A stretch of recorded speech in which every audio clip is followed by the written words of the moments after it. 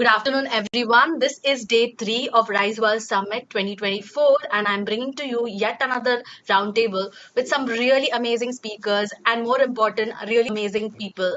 And before we start the introduction of this roundtable, I want to say thank you to a very special person, Prithvi, who have introduced me to two more people and made this roundtable happen over here.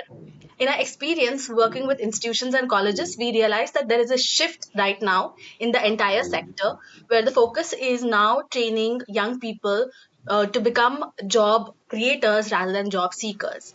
And with AI and automation coming into the picture, this seems to be more urgent than ever before. But on the other side, our ecosystem has been developing so much that this has been said to be the best time to pursue your entrepreneurial skills. And with me today, I have some fantastic people who have been a crucial part of this ecosystem, pushing the agenda of making more young people entrepreneurs. And if I start to introduce them, I think, and their work, I don't think I will be able to do justice in the 2 hours. So I'm going to request each of the panelists to talk about themselves, their work, and also what kind of initiatives are really happening in their organizations and institutions. Yeah, to invite our first speaker, let me ask Prithvi to give an introduction of himself and also to set the context of the kind of work he's doing with the institutions and what kind of change he's seeing in the sector. Prithvi, over to you. Thank you, Thriza, for the wonderful introduction. I am sure that our guests would or our visitors would have been thrilled to understand who these people are. But yes, I'm going to try and be brief about what I'm doing at Niti Aayog and Atal Innovation Mission. So I'm a techno entrepreneur, by profession. I started my own startup in 2016, right after my work experience in Netherlands, and later I shifted to India back, and then started one more startup here at India. Because the other one we got an exit from an OEM of automotive company in Europe. The second one wasn't successful because of various reasons, and that's when I've joined Niti Aayog to contribute to this ecosystem. And if you look at how AIM was established in 2016, my predecessor is also here, who is Naman Singhal. So he was also working at AIM Niti Aayog before me. So if you look at the entire ecosystem, right, from 2016, right, there was a push from the government of India and to nurture the young entrepreneurs. While the Startup India focused only on the startups and easing the policies and easing the procurement and other related aspects, Atal Innovation Mission was a complete different set of mandate that we had.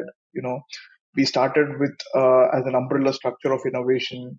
We inculcated innovative mindset in Atal Tinkering Labs, which is for schools, and then we go on for Atal Community Innovation Centers to tap in grassroots entrepreneurs, and then we went to Atal Incubation Centers, where there is a platform for these young entrepreneurs to express their products and technologies and become scalable enterprises. Yes, we realized that there are a lot of market barriers for the startups, and that's where the new program called Atal New India Challenges was started in 2019. I would say 18, uh, to actually handhold these startups and lift them from these market barriers. So this is a direct funding support to startups, unlike the other three programs that aim. But if you look at how AICs, especially Atal Incubation Centers, have been established in this particular ecosystem, I would like to distribute it or segregate into three phases. In the initial phase, which is pre 1990s, there was only STEP, called Science and Technology and Entrepreneurial Park, set up by DST. And these STEPs are very few in number, and uh, although it contributed to a lot of entrepreneurship in various companies like HCL, TCS, all these are pre 1990 companies. But then there was much needed on how the incubation happens, and that's when the second phase happened in in, I would say, after 1991 to 2014. You call it technology business incubators, or you could call it a TIDE scheme as well from MIT. These were only given to most of the reputed organizations called IITs or NITs or somebody of reputed institutions. But then the mass movement started after 2015-16, which contributed for 3-4 flagship programs of Government of India. It could be BioNest of BIRAC, or Atal Innovation Mission, or Startup India, or even per se livelihood business incubators, etc. So these are various schemes that were, there was a lot of push from the government in these particular areas.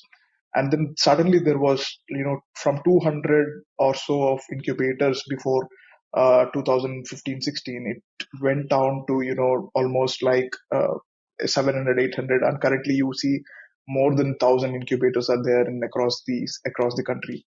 And the reason why AIM has a USP in this incubator system is basically we fund not only to IITs or NITs.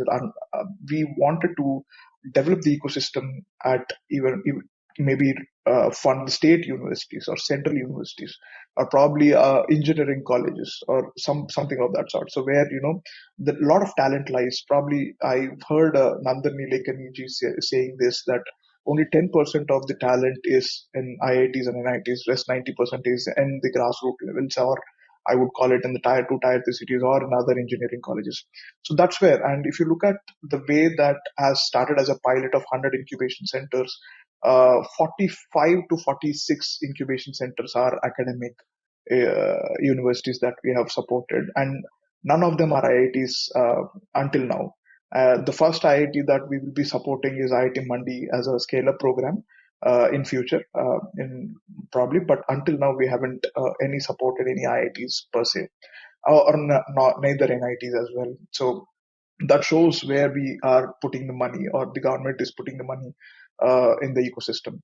Over, I mean, that's how I would like to sum up the entire journey of AIM that I've been part of, and happy to listen to my other peers and mentors as well. Yeah. Thank you, Prithvi, for setting the context and giving an overview of what's really happening in the incubation space and the academic sector. Let's move on to Naman. Naman, you lead a business incubator at ISB, and I would want you to talk about how, first about you, of course, and the programs that you offer, but also what do you see in business incubation landscape, not just limited to ISB, but overall in your experience. Right. Thanks, Triza. Thank you for inviting me. What a beautiful gathering of people. On the introduction side, Prithvi already mentioned I was the first YP at Atal Innovation Mission. This was back in 2017, and fantastic initiatives that AIM has been undertaking to support innovation and entrepreneurship across stages. Um, as part of that, as he mentioned, AICs have been set up across the country. One such AIC is um, at the Indian School of Business. Fundamentally, my experience in the incubation or the startup ecosystem happened a little earlier than that. My first job was at Ola when I got exposure to working in one of the first unicorns of the country, and that gave me an exposure to the speed with which innovation can happen, and how startups have the potential to kind of bring a lot of new technologies to the market at a very rapid pace. uh, for instance, I was speaking at another conference a month earlier, where we realized that EVs, for that matter, in 2018-19, uh, only Niti Aayog was one of the first buildings in the government that had the EV charging station. And at that time in Delhi, you just saw Mahindra Veritos, very few in number, right? You could, spot them on the road if you saw some of them. Cut to just 3-4 years down the line, every auto manufacturer is having an EV variant. Just today, I saw that Tata has launched Punch in its EV segment as well. So, phenomenal speed with which startups are working. Um, What is also interesting is that when I looked at the entire ecosystem, I felt that it's very important to support initiatives at the beginning, because there were some general stats that said 90-95% of the startups fail during the first year of forming, right? And all of our efforts are towards saving some of those, and that's where a lot of our programs are. So coming to what we do at Indian School of Business, and while I would not like to hard sell ISB, it is the best B school in the country. Just a quick snapshot, very quick high level stats. ISB has produced over 16,000 alums in the last 20 years. Almost 10% of them work in the startup ecosystem. There are almost 120 startups which are founded by ISB alums. About 12 unicorns have come out of ISB. So we have a very strong hold on the ecosystem itself. We leverage all of that when we come to incubator or the programs that we run. So all of these alums form a part of our mentor pool. We literally have alums in every angels VC. So depending on the program we run, we bring in the relevant investors and relevant mentors to kind of groom the startups. Uh, as an incubator, we are sector agnostic, stage agnostic, and also agnostic to the fact that people outside of ISB can come to us. Uh, we run programs across pre-incubation, incubation, as well as acceleration. In the acceleration side, we have run various cohorts. We have touched upon agri, healthcare, edtech, social impact. These days, we are doing a lot of effort on sustainability as the larger piece, where we've run a program on clean tech. Soon, we are launching a program on EVs. We are big on women entrepreneurship. So there are different sectors that we cater to. Through all of these, we onboard startups, and there are two three very important things that any startup needs in its growth journey: mentor, money, and market, right? So we try to, through our structured programs, we try to provide all of these resources to the startups who we onboard. As I said, on the mentorship side, got an amazing pool of alums from ISB. On the access to market size, we work a lot with our institutional partners, our government partners, to deploy some of the technologies that the startups are working on. And on the money side, of course, we bring in the relevant investors when we feel that startups reach a certain age. I would, just sum up my introduction by saying that all of us, follow different speakers, follow different, idols, so to say. I have been, following Shantanu Deshpande, who's the founder of Bombay Shaving Company, and he's been consistently saying that, if India has to become a developed economy in its Amrit Kal in the next 25 years, we really need to generate about 1 million jobs per month, right? And we are somewhere around 200 to 300,000 mark we've reached. But we feel that a lot of this growth will come through startups and through entrepreneurs who it is our effort to kind of support them at the beginning itself, right? So that they grow and build on the future. So that's the broader idea that kind of is very inspiring to me as a person, and then the efforts that we do. But all of our efforts are lined towards providing the right environment, the right ecosystem, and the right resources for any early stage venture to grow. Thanks, Raman, for outlining that and also on emphasizing some of the key resources that incubators need to provide to the startups that they are working with. So, moving on, I am going to request Lakhvinder to talk about his work at IIT Mandi, and if there is any differentiator in terms of region or in terms of the entrepreneurs that he is working with, I would like him to emphasize that. Thank you, Shaiza, for this opportunity to share my experience and talk to this esteemed panel. So I come from IIT Mandi Catalyst, which is a technology business incubator in the hills in Himachal Pradesh. So we are the first technology business incubator of Himachal Pradesh.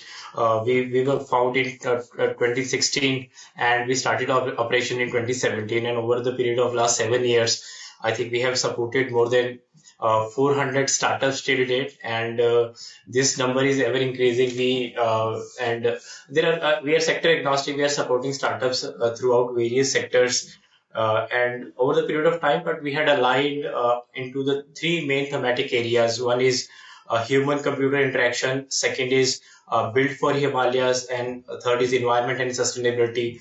As you mentioned, because since we are sitting in Himalayas, it become our extreme responsibility to actually contribute to the local ecosystem here. So that's why we are focusing on startups which are building some sustainable solution from the Himalayan region. We are inviting startups throughout countries across globe. If they are building some solution for the Himalayan region, they can come here, use our infrastructure, can use our resources, funding, our better pool, and build and solve the key pressing challenges of Himalayan region. One thing, and if they want to build something for the outer world, they can always come here and build that, because it's very expensive to actually sustain yourself in tier 1 tier 2 city. So it is comparatively easier and cheaper to build your solution from the space like IIT Mandi. So that is the one thing. Again, I want to add it in here that I want to compliment Naman in saying that because as an incubator, it become very important to actually provide the timely support which is required to an incubating startup at a particular point of time. I think IIT Mandi's main USP had been the technical able to provide to our startup. Again, it's a very common question which we generally get from our other stakeholder, why IIT Mandi Catalyst was able to support more than 400 startups in a time span of only 4 to 7 years. The major reason behind that was the technical expertise which we were actually pull out institution that played a very critical role. There had been many cases, stories around that in which the startup which came to us at early stage, they required technical validation of the technology they are using, the product they are building. The faculty from IIT Mandi played a very critical role in enabling that support and mentoring the startup at the very early stage and defining their technology progress. And over the period of time, we built a large network of the people, the like-minded stakeholder from across country and from abroad also, which actually helped our startups to mentor them. We had a very high-touch mentoring engagement at IIT Mandi Catalyst. We dedicate one technical and one business mentor to every startup, and these mentor meet the startups every month to review their progress and at the same time to enable the mentoring to them. So that was a part of like the support which we are giving to the startup. At the same time, we are a national incubator. We have startup across country. There are so many startups, almost 40 startup from Karnataka, then from Tamil Nadu, from 40 startup from Maharashtra, and over 90 startup from our Himachal Pradesh only. All the work which we are doing here, it actually contribute to the local ecosystem. It contribute to the host institution, to the state, with the work which we are doing. Yesterday got the it emerged as a top performer in startup ranking, in state ranking yesterday. So I think this way the incubators are playing a very critical role in enabling and fostering the entrepreneurial ecosystem in the region. Yeah, great. Thanks. Thanks, Lakhvinder, for bringing that perspective. And Rakshit, I want to ask you, I have visited Deshpande startups, so I know a little bit more about the physical space that you operate in, and I think the space that you have created in Hubli is more what we like to call as a ecosystem building space, because it's not only just startups. You're looking at problems as such, like you're looking at agri problems, you're looking at livelihoods, things like that. So I want you to talk a little bit more broader, and then talk about your work in the startup ecosystem. Yeah, absolutely. First of all, Triza, thank you so much for inviting me. I can definitely say this is an amazing panel. First thing is, I'm very, very happy that everybody is talking about tier two and tier three's potential in India. Probably, this was not the case 10 years back, or the time when I had my own startup. Everybody was looking towards Mumbai or Bangalore or Hyderabad or Delhi for that matter. My journey also started as an engineer. Everybody said pick up engineering, and then once you complete engineering, you get a job. So that was my mindset. But then realized, by the time you entered into engineering was not so interesting because of certain things. Yeah. But then tried doing something. I tried actually creating clubs at the institution. Did some work, random things. Got into photography, setting up a studio facility. Ventured into setting up something of my own, which was into software technologies. Of course, I was an automobile engineer. So this is all random things that I experimented at my engineering level. Then went on to work at Mahindra Group. Mahindra gave me an amazing opportunity to work in the aftermarket sector, particularly where once the car gets sold, the whole ecosystem is very, very big. Surprisingly, I could see that the whole Indian ecosystem is so big, particularly in the aftermarket sector. 55% is completely unorganized, and the rest of that is just a bit of it. Imagine the potential. I mean, none of them actually come in the limelight, and they're still making crores of revenue. And this is completely hidden, I would say. So this actually triggered me. I also realized that whenever somebody's setting up a dealership outlet or a service outlet, right? It's all those bigger guys who have money and who can potentially invest around 5 crores or more than that. They get the opportunity. But then I realized, why not a middle class family? Why not a person who's sitting in tier two and tier three? Start something of his own and start making money, give the opportunities for others, particularly those communities who don't have income, want to get into this particular space, make some earnings and things like that. So that led me to think a bit. So I spent some time in this space for 2 years, and then I helped actually Mahindra set up somewhere around 40, 50 outlets in tier two and tier three, particularly in those regions where the population is only just 3 lakhs, and they were able to actually get their return on investment in just like 2 to 3 years of time frame. That was a big learning for even Mahindra as well. That this is the potential of tier two, tier three, and we should definitely go and invest in this particular space. And that led me to again that was a time where edtech companies were also booming. I worked with Simply Learn to set up some of the programs and work with them for quite some time, and then realized that edtech is going to be a big space in India. And that exposure was really tremendous. Then decided why since I've done something in entrepreneurship, I didn't realize that it was entrepreneurship. I was thinking more on the enabling part of business and things like that. Then thought, why can't I do specialization in this particular space, management and entrepreneurship? So I picked up Scotland. So I did my master's there. Got in touch with some of the best minds, like who were writing policy papers for UK government, setting up incubation centers in Scotland region. So that actually gave me a different perspective. It also made me help design some of the incubation centers in the region, which are very sector specific. And then after completing, I came back to India and joined Deshpande Startups.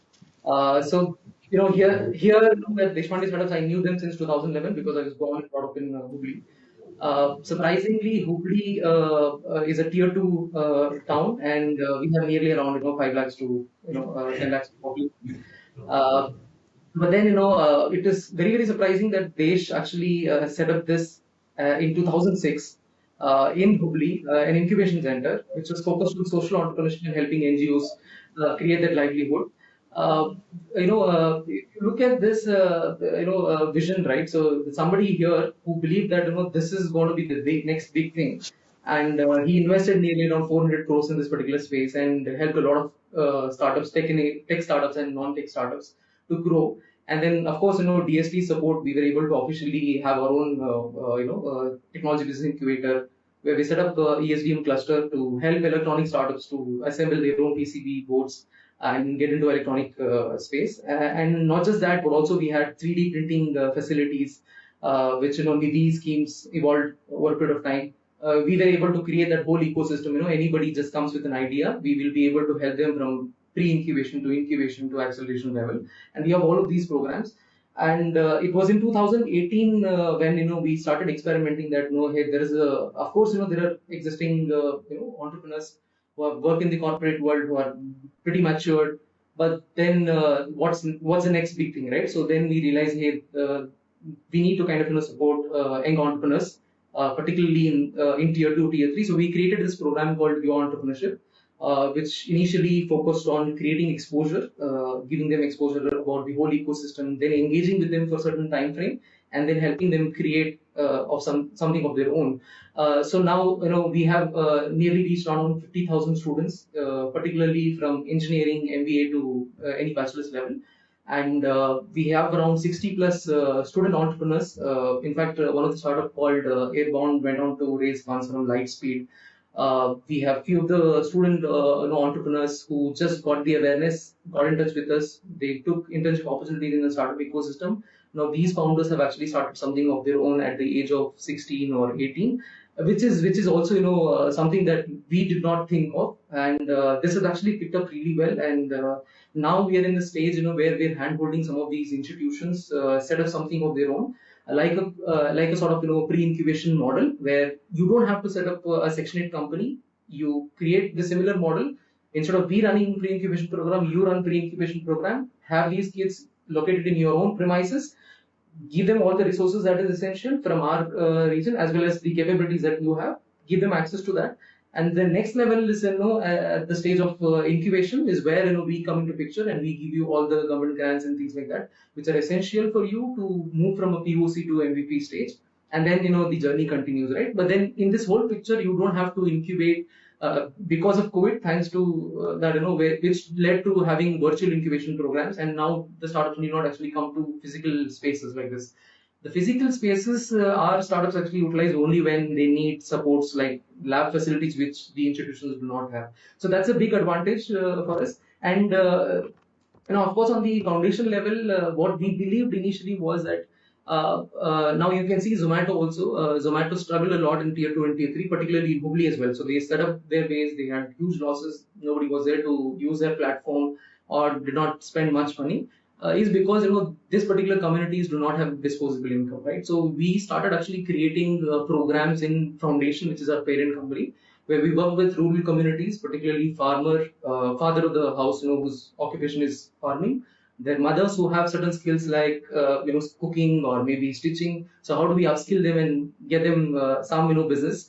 And then their kids, ranging from kindergarten to degree level, because of some reason, these kids don't do their technical education or higher studies like masters and things like that. So somewhere, in between, they left their education and then doing some labor-related work and things like that. So we work with this whole community and help them actually improve their income. Particularly farmers, we have programs like Farm Pound, where particularly we go to the regions of rain-fed areas. We help them create this Farm Pound through strategic partners like SBI, who funds this particular land program, and then we help this particular farmer get 2x of income within a short period of time. And then over a period of time, we have realized that there's a possibility of creating 8x increase in the income of the farmer. And we have different initiatives like FPO comes in between, help them actually export this particular product. We are also doing something in dehydration technologies so that the retention of food is also expanded, and then the additional revenue for the farmers. The women of the family, they are upskilled. They are actually trained on the social media platforms. We also have now created a brand name called Authentic Karnataka, where the products of these particular women handmade, they're getting sold on the online platforms. Now also introducing ONDC as well for them, educating them on that so that they can better use this particular platform. And the kids of this particular family, we have different programs created for kindergarten, where we talk about, it's a program called Early Spark, where we have our own creative curriculum, where we deliver it to regional schools. And then at the high school level, we engage with 5th standard to 8th standard kids, where we teach them about English communication and leadership skills. Because having additional language brings in a lot of confidence, and confidence leads to a lot of clarity. And that's important. And then at the degree level, we bring in these rural kids who are very brilliant and they want to work with the corporate world. we take the requirements in the industries, we deliver this particular curriculum for a 3 months of residential program, and then place them into similar companies. And this is actually helping these kids get nearly around 15,000 to 25,000 of salary. And we're very sure that these kids, rural kids particularly, are focused on saving money, and then they send back some money back to home. So this whole ecosystem will increase the income of the family, and eventually when the spending capacity of the family increases, startups will have a bigger picture. So it's a complementing environment that we've tried to create, and that's where we call ourselves as not a established incubation center, but as an ecosystem. We believe that this is going to happen in the next 5-6 years, and many startups will actually evolve from this whole model. And that's something that I wanted to share from my perspective. Yeah. Thanks, Rakshit. I think thanks for sharing your personal story as well as what you're doing, what Deshpande Foundation is doing right now. I'm going to very quickly head on to the next question, which is about how technology-based startups have a very has a large advantage in our country or even globally, right? But all of you are sector agnostic to a certain degree. And you're working on different social causes. There are social causes involved. There is a social angle irrespective. And with respect to your portfolio or the organizations that you're supporting, you might be seeing some trends. So these can be businesses that are focusing on more sustainability, or maybe healthcare, or maybe in agri-tech, or sorry, in agriculture. So my question is, what kind of trends are you seeing? What kind of challenges or opportunities exist for these enterprises beyond the technology realm of the startup world? So this question is open to everyone. Anybody who wants to have the first go can come in. Sure, I can maybe start saying so. Technology, it's very ubiquitous right now, in the sense that if you're building a product, if you're building a platform or whatever, there has to be some bit of technological intervention. More from this, we say that it's more from the scalability angle, right? So you build a product and then use technology to scale it up, right? Having said that, there are solutions. There are startups who are extremely focused on the technology itself.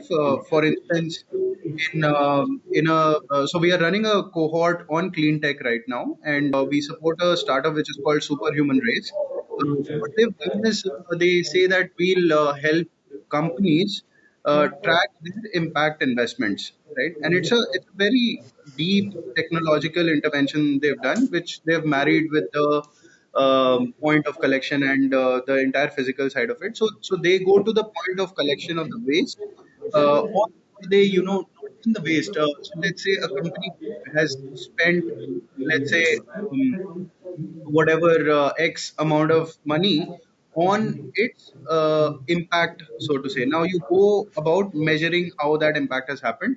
So they go to the level of collection of the first data itself. So, for instance, a lot of the companies have been doing on the secondary sources that they aggregate a data point and they say, ki, okay, very broadly, a certain process gives you X amount of efficiency. If you move to a sustainable solution, then your efficiency improves this, and this is the cost that you put into picture. And this is all in a secondary manner. What these guys are doing, they say, for instance, the person who comes to your house for measuring your gas reading. So that person is, the only task of that person is to fill up a number in a certain form. So they say, okay, you give us those forms and we will kind of retrofit it into the data bank that we are building. And then we will kind of give you an entire analysis based on the primary source of data. So it's a completely, tech oriented thing. The challenge is there, it's very on one level they've built a fantastic solution. On the other level, when you go approach the clients, you have to start making business sense to them. You have to talk in their language. You have to make your product understandable, right? So that is one side of the story. On the product side, where some applications of technologies are there. So we've done again in the clean tech cohort. We also support a startup. Most of you must be familiar about. It's called Padcare.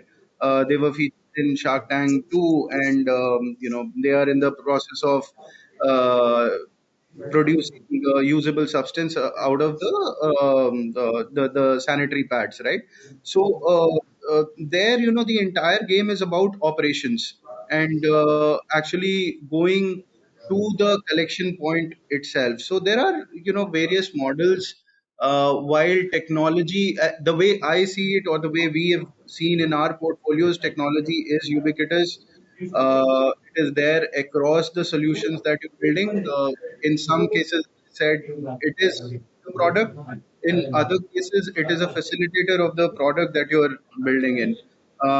Challenges depend on on both sides. If it's a highly technical thing, you need to coach the market, and especially if it is a new technology that you're building on, then the challenge would be mostly around education itself. On the product side, you take it to the market, you find the relevant customers, you build operations. So it varies. Thanks, Raman. Nakwinder and Rakshit, I can see you guys have Yeah. unmuted. Yeah. Okay, Rakshit, if you want to continue, I can come after you. Yeah. Yeah, so thanks. So there is a saying, right? So jack of all, no master of none. I think in the current context, it will be more relevant, if we put it as jack of all and master of something. Uh, this is happening in the current, education institutions. I interact a lot with a lot of students, right? They're extremely passionate about getting into computer science, information science, IT, and things like that. So I see there is a 40% of trend that is moving towards deep technology, solution first approach, and then figuring out what's the problem. Uh, which is also similar case. I recently went to BITS Pilani, and then most of the kids came up and said, "Hey, this is something that we're wanting to work on," and that's the current trend as well. Everybody, one or two keywords comes on the Google, and everybody tends to follow that. And since Instagram is also so popular, some of the influencers just put a video and then everybody wants to do something in that space. So that's something which we are also seeing. People want to start startups in the space of blockchain technology, AI, ML, Web3. These are running. The other side is, of course, if you look at certain category of students, we all are aware that India is going to be a big space for product startups, and there's nearly 30% of the trend trying to build a new product, particularly in the electronics space or a mechanical product, and they still are able to figure out that even the I would say even the complex sectors, like for example audio technologies as well, or headphone or electronic products. There are few categories of students who are wanting to enter into that space and then create that disruption. We've seen that one of our startups called Rapture Innovations. They have built this world-class headphone, first of its kind, designed and manufactured in India itself. It's called Sony Clamp. They basically work on bone conduction and ear conduction technology. So you not just hear the sound, but also feel the sound. And in fact, they are the direct competitors for Bose. So the similar set of headphones actually cost nearly 50 to 60,000 rupees, whereas this particular product costs only 14 to 15,000 rupees. So that's a big competitive space. But then the startups are actually able to sell, and in fact, they were able to make nearly around you know uh, 10 CR around on just Indiegogo platform. So which is still a big thing, right? And these are all student startups. So I see that there are a lot of such categories. That's nearly around 30%, and the rest 10% is still focusing on sustainability related areas. And I'm seeing there is a big trend, particularly in the architecture and civil space, where many of them are actually also wanting to work in the prop tech area, which is also in line with the sustainability goals. So that's around, I think, 10%. And the other 10% actually comes from the social entrepreneurship side. As Indians, we're always, emotionally connected, and we want to help people. And that's the angle I see, that there's a 10% of, category of wanting to work on that particular space.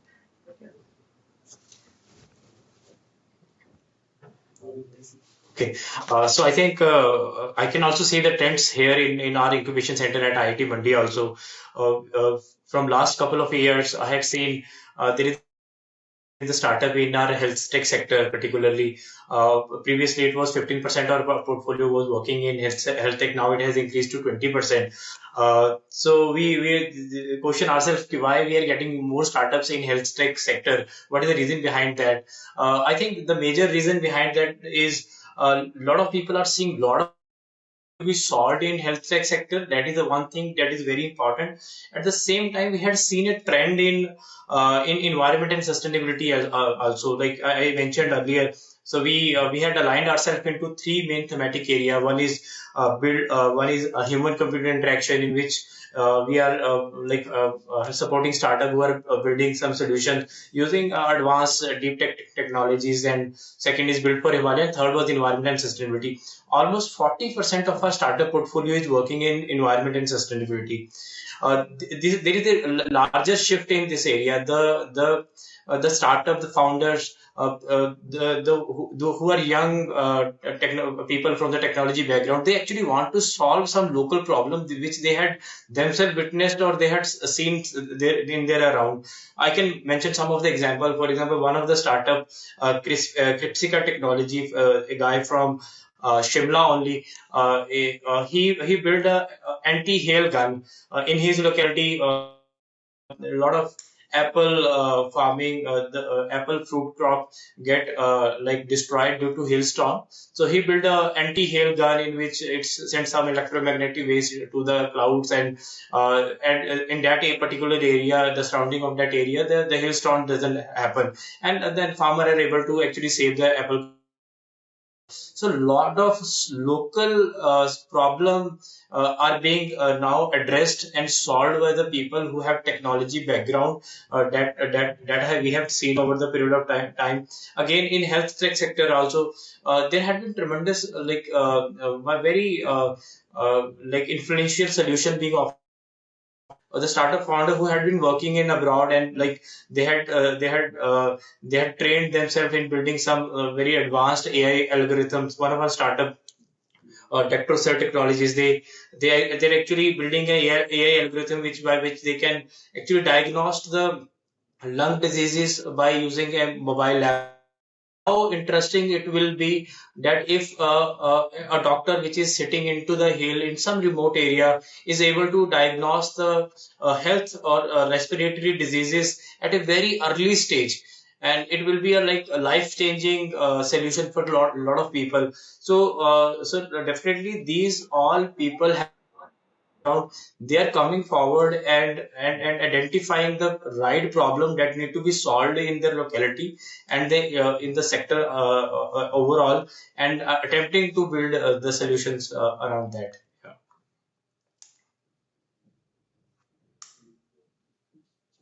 I was just going to call you out, Prithvi. Do you want to give like a sector understanding of what's really happening in the startup sector? Well, I would like to summarize in a little different way, probably, but I would touch upon all the 3 points that my peers have been talking about. So, if you take I'll again segregate it into four sectors. Four.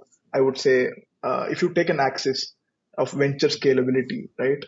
Then at the extreme right, you have the deep tech, and which Naman Lakwinder was talking about, and the on the other left hand side you see it's all about social entrepreneurs who are probably not involving technology a lot, but probably, like, I was exactly looking at quoting Padcare, and Naman was quoting the same example. Although there are similar kind of institutions, organizations like Padcare a lot, where they only worked on the process development rather than the technological development, right? So these are those kind of organizations where probably they could raise funds, but most of their bread and butter comes from the number of customer acquisition, right? On the deep tech part, you have a different. The solution comes 5-6 years later, or probably 10 years later, and then there is a middle category where even in the center, the middle category, you have two different things. Like Lakwinder was talking about, technological leveraged medical or climate or these kind of sectors. And just using, uh, you call it advanced tech or high tech systems, probably something of that sort. The Yeah. second part is basically you use just the technology and leverage, like e-commerce and these kind of things. Like, these days you see artisans are also coming up with e-commerce platforms where, I've recently, there is one of our incubators, totally focused on artisans and their, allied sectors. It's in Jaipur, apparently. And this kind of startups that you see there is, they are fifth, sixth, seventh generation artisans who doesn't know how to go ahead with the coming markets. But then there is one bright chap coming up and saying that, I'll do this for you. I'll scale the market for you. I'll take 10% of the revenue, rest 90% will come to you. Okay, and these kind of things are mostly of those kind of systems that you see. So if you look at all these four systems, right, somewhere or the other you see the technology. But is it just the IT systems, or is it the entire process redevelopment or re-engineering, you call it? So technology lies there, but it is cross-sectoral. So that's how I summarize it. Thanks, Prithvi, for summarizing it. For the audiences who are interested in initiating their own incubation center, I think I have one learning that I would like to share from all of you is one, that the startups that are coming out of students are influenced by what they are seeing around. So if they're seeing a social problem, there are more startups around that specific space. And if they're seeing technology startups, so whatever is visible in terms of information or whatever is glamorous, that is the one that motivates the students to start their initiative. And the second is technology seems to be inevitable. Whether it is your core of the business or whether it is a way to scale up your startup or means to ends and to deliver your product or services, technology seems to be very, very crucial. And with respect to creating, support systems for these students who have ideas, having a technology perspective for any incubator is very, very crucial. So, on the note of talking about services, I want to bring out the most interesting, most asked question, that whenever we look at matrix of any incubation program, we see fundraising as like the top matrix, right? But there are a lot of others, and I think fundraising having spoken about enough, and we can touch base a little bit about on it. But I also want to speak about what are the other services that any new academic incubator should have ready. What kind of services ECELs should provide their students to create a successful pipeline of startups. And I think Naman did mention about mentorship and market access, but let's go around the room and listen from everyone what has worked for them and what other institutions who are just starting out or trying to set up their incubators should add to their plans. Okay, shall I go ahead again on this one?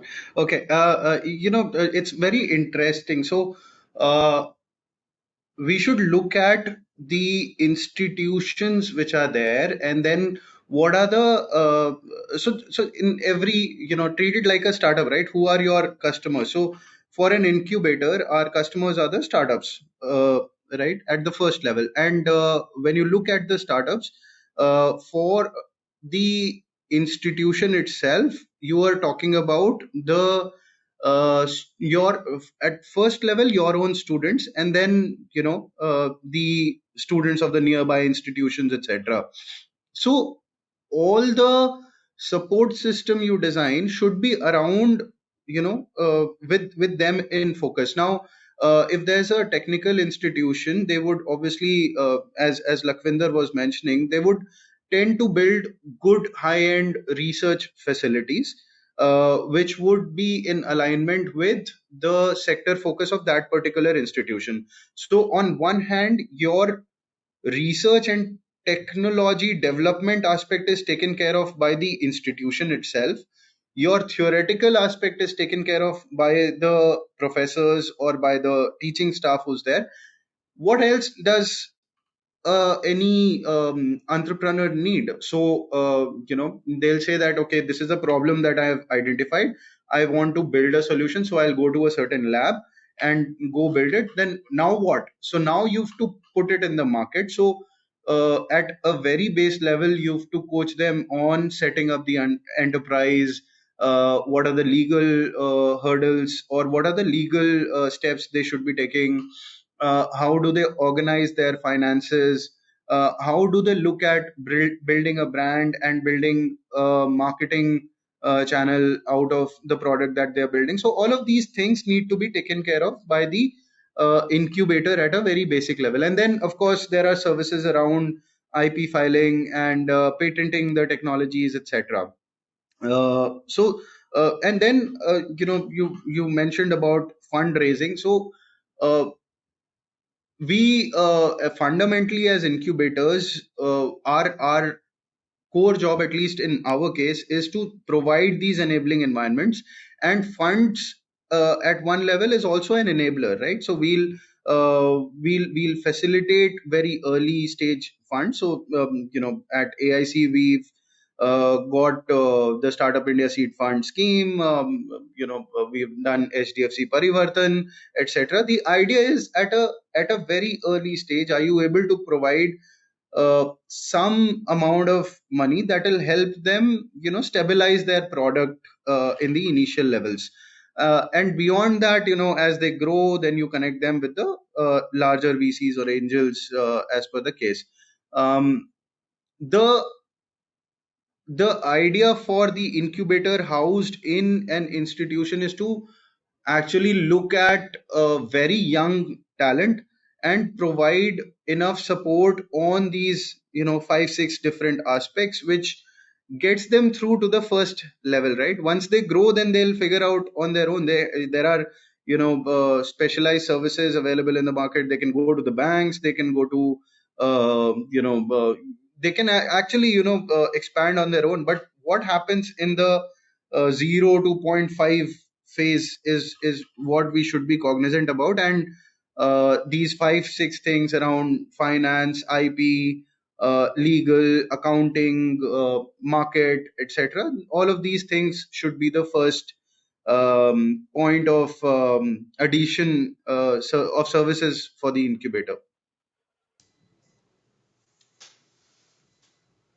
Yeah, so I think so Naman had made a very valid point. Actually, Thaisa, your question has a two aspect. One is which I believe the larger goal is to build a internal ecosystem, entrepreneurial ecosystem within the institute, and second is about the fundraising, how to enable fundraise for the startup.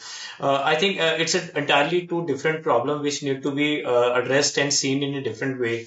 We should emphasize on building a local ecosystem within the institute, which include creating awareness at the various levels. It may be like creating a larger vision to the academic institutes, what actually they want to achieve from building an e-cell or startup ecosystem from the institute. We had seen that a lot of government ranking system, for example, NIRF, they all require a lot of data, which actually help the institutes to actually raise their ranking. And if a institute do it very religiously and very positively, definitely they will be able to create a local ecosystem for the startups, student startup particularly, and at the same time can leverage from that ecosystem and increase their ranking, overall ranking in various at the various platform. That is one thing. So at IIT Mandi, I think we had taken a like few initiative in this perspective.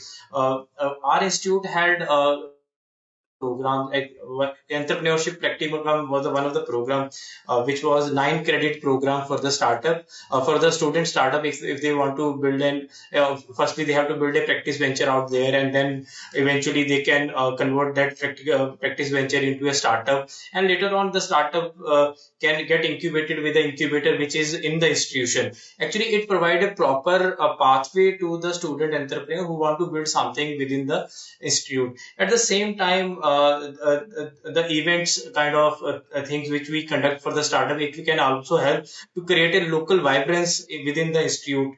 I feel, and it's also very important to showcase stories, as Naman was mentioning during his introduction, that as number of startup alumni were able to create so many startups there. I think if that stories are again told back to the students, that will actually encourage them to build their startup. So that was the first part of your question, I think. Second, in respect to fundraise, I feel that it's a very broad question, which will not which we will not be able to make any justice to this, because the requirement of a startup is very different at every different stage of their entrepreneurial journey. As for example, Naman was mentioning, if the startup is an idea stage, so the first and foremost thing for him is to look for a sustenance, that I want to start something.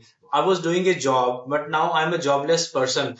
So whether I will put another 1 year into this, where I will land after that. So and he will be looking for some sustenance allowance from somewhere, so that he can sustain himself and start working on the idea he want to work on. And if, for example, the startup is at a prototype development stage, definitely he will require some small funds. It may be like to develop a prototype or alpha beta version of something, and at the same time mentoring support will help him in achieving that. Definitely, if a startup is in a deployment stage, or he had already built a product MVP, and now he want to further scale it and take it to the market, fundraise become a very important and crucial aspect going ahead. His success will be defined on the scale and the time the startup is actually able to raise the fund, raise the further funds. So I feel that it's all depend upon the startups stage.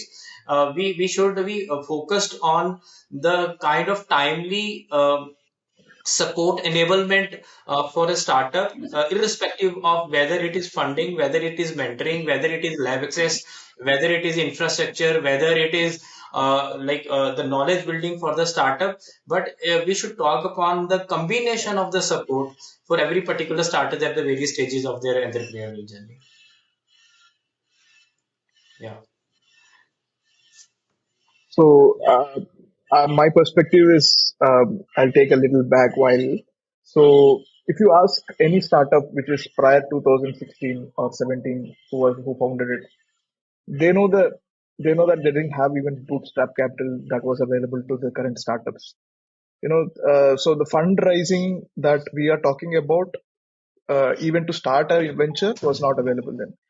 All that the startups were looking at that point of time was like Lakwinder was pointing out or Naman was pointing out.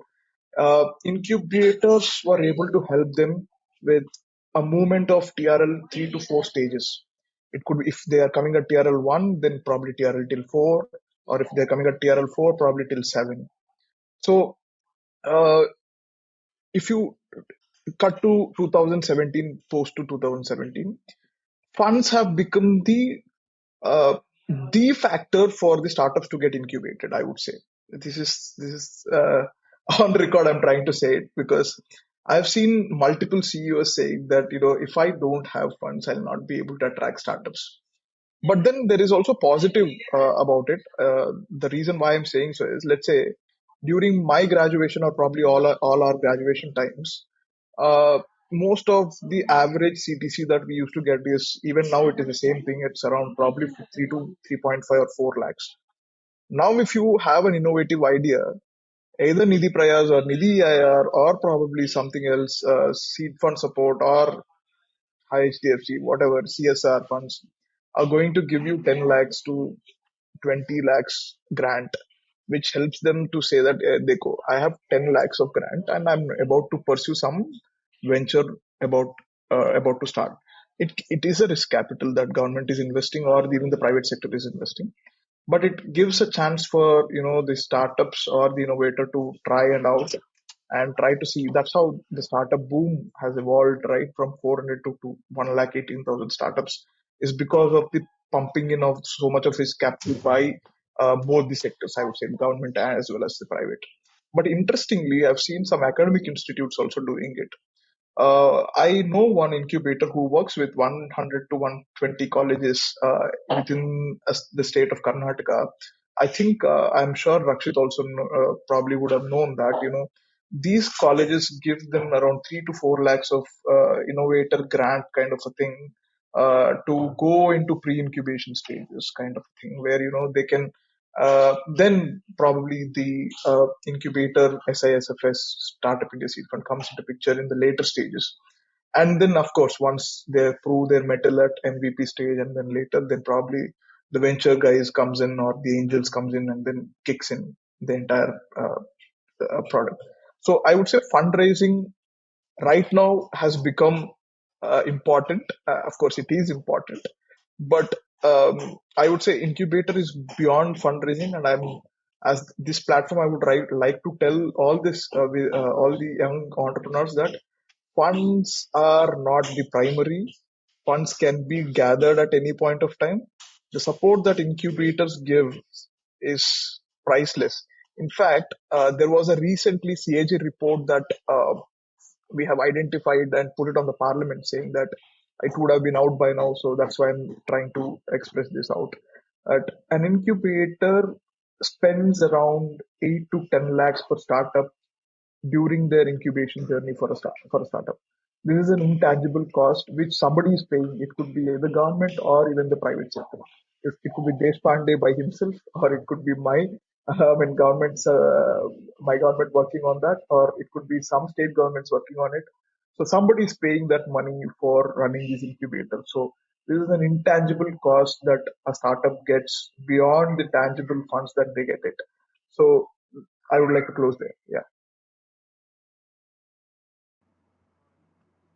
Yeah, so well, I completely agree with Prithvi, but there is one thing, I may be a little controversial on record. Let me give you this, points. There are nearly around 70% spin-outs that happen from universities abroad. But what is the question with our, institutions? And like, if you fundamentally look at it, institutions don't understand the expectations around Ministry of Education or the central government. If you look at the framework which is put out on the website, let me just read out. It says you create mindset building, you develop the mindset of the kids towards entrepreneurship. You teach curriculum or make them actually learn on entrepreneurship, entrepreneurial, I would say, related skills. Focus on building infrastructure and facilities that encourage the whole process. Try to develop some innovations, establish some startups in the campus, then collaborate with industries, do some work, and then eventually help you you can build some IPs and then commercialize that IPs, right?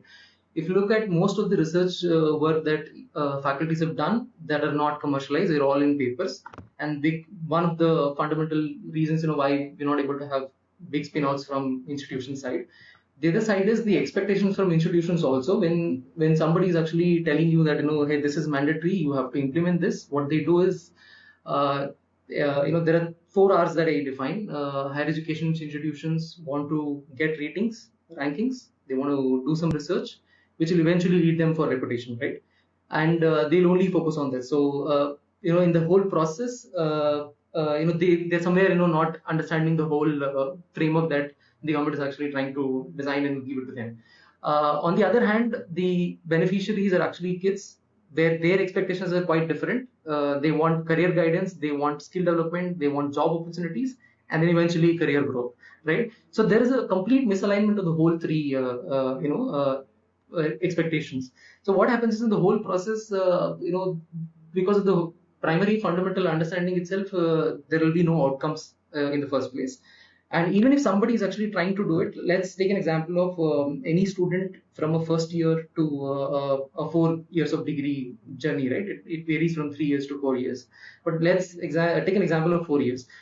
He's an engineering student and he comes at the first year level. This is the stage, where if an institution wants to really create innovation culture, give them exposures at the first year engineering itself, or the first year degree itself. Because what happens is, for me, in if you take my example, right, the moment I entered into engineering campus, I was not excited because I did not do anything hands-on, or I did not actually get exposure to the industry itself. What is what does engineers do, or what is this profession is all about, right? And that actually puts a little drawback on the interest. And then eventually, when you enter into domain expertise, they slowly start introducing you to the domain concepts, but then by then the interest is dropped. And then slowly in the third year they do some engineering projects, and then in the final year they just do some thesis, put it in the paper, graduate, right? And then they're assured that they're going to get a job, but ultimately they end up having no job. So in the whole process, if you just plug in at the first year, you give awareness as much as possible, give them exposure to industries, leverage the industrial connections, take them to the industry place, expose them to the problems that these industries face, let them actually come back. Now, once after this first year of engineering, when they go to the second year domain side, they start understanding that, hey, I visited this particular engineering industry in my first year. I realized that this was a problem. Can I really pick up this as a problem statement? And they start actually working on it. Give a mentorship, the technical mentorship for these particular kids with the faculty who's already there. One of the misalignment is that faculties also don't have time to actually spend with these kids, because their predominant 60% of the work goes on documentation itself. That's also the hard truth in Indian context, where we need to, institutions should focus on reducing this particular documentation process. So adopt the digitization. You work with startups that are already automizing the whole process of academic institutions. So reduce the time, ask the faculties to engage with kids, mentor them, create a model where faculties also get some sort of professional development units when time with startups. So once they do that, there is also a big chunk for faculties as well to kind of contribute on this particular idea, right? And once they start mentoring, by the time they come to the third year, they have to actually build this particular product and then start selling this, have early customers. So once the student actually gets the hang of making money, right, at the third year level, they'll realize that hey, if I'm able to make 100 rupees by selling this particular product, then just it's a simple math, right? Multiply that with some X number and you're going to generate so much of revenue. So this is the small seed that you'll have to insert in the third year level itself. By the third year, if you don't do it, the fourth year, he'll just graduate and he will end up doing nothing, right?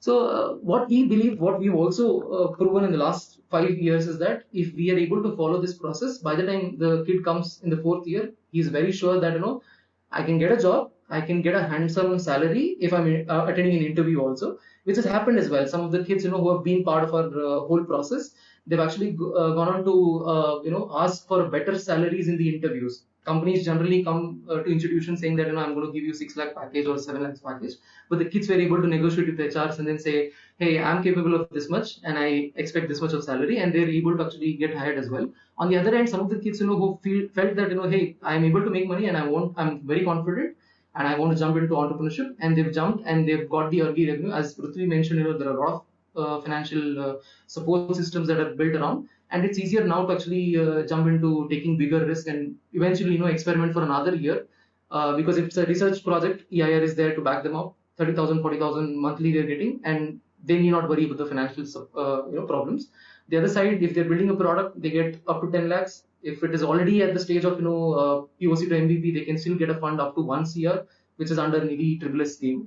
And now SISF is also there. So if you're a registered startup and you're just 2 years younger, then you get up to 20 lakhs of grant and then a debt funding possible as well. So in the first place, students need not actually look out for funding, and if they can just focus on building what they want to, and if they're passionate, and I think that ecosystem will definitely evolve. And institutions need not do anything in this. They just have to focus on giving that freedom, create processes, policies that are customized to your requirements, which is also not what we see. Most of the institutions, they just copy paste, but there is a requirement for Indian context to copy paste but customize it according to your requirements, and then kind of build on that. And I would suggest, if somebody wants to set up an incubation center, Section 8 companies, dedicate a separate team. Don't involve your academicians to run these particular incubation centers, which is the biggest mistake. So they have to juggle around, which is a challenge. So those are some of my honest thoughts. Yeah. Actually, you're not joking when you said I'm going to give controversial inputs. Yeah. Uh, so I think most of us agree with what Rakshit said, but in terms of the kind of the kind of infrastructure that is available in institution and the goal of creating more entrepreneurs in the ecosystem, I think Rakshit, what you're saying is very, very valid. And there would be a certain amount of time and learning and experience that everybody would need to reach to this ideal place that you are recommending.